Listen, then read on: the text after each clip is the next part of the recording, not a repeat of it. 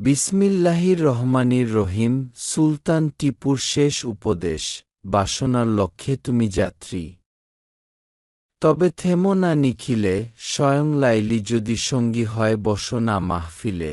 তুমি ঝর্ণা বয়ে চলো, তূর্ণগতি নদী হও তুমি। তীর যদি পাও তবু ছুঁয়ো না কো সেই তীরভূমি।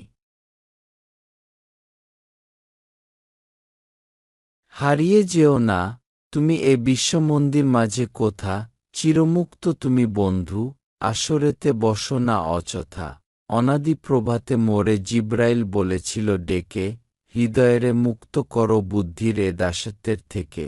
ঊর্ধ্বে উঠো দ্বন্দ্ব হতে, একত্বের মাঝে রও বেঁচে। সত্য ও মিথ্যার মাঝে মধ্যপথ নিও না কো বেছে। আলহামদুলিল্লাহ।